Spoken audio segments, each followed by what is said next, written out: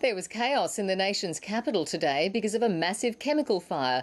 The first many people knew about it was a series of large explosions in one of Canberra's industrial suburbs. Houses shook and flames soared into the sky, leaving a thick plume of toxic smoke over the whole city. From Canberra, the ABC's Adrian Francis reports. The fire began just before midnight and before long was a raging inferno. It's not known what triggered the disaster at the factory in the industrial suburb of Mitchell. But the situation was so dangerous early on, firemen were forced to withdraw. It was a significant fire overnight with flames leaping up to 200 metres in the air.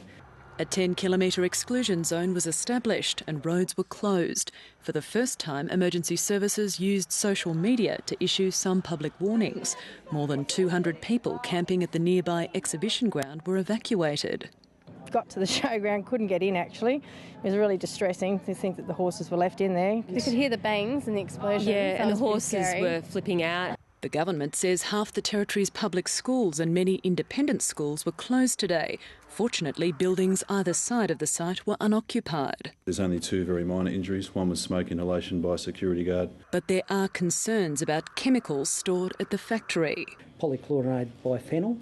And the problem with that product is when it's on fire, it actually potentially puts out a phosgene gas. Air monitoring has detected toxins, but it's said to be well within safe limits. Tonight, the flames are under control, but fire crews are still on site and could remain so for several days. And there's a warning that while the fire continues to burn, there's a danger of further explosions. Adrian Francis, ABC News, Canberra.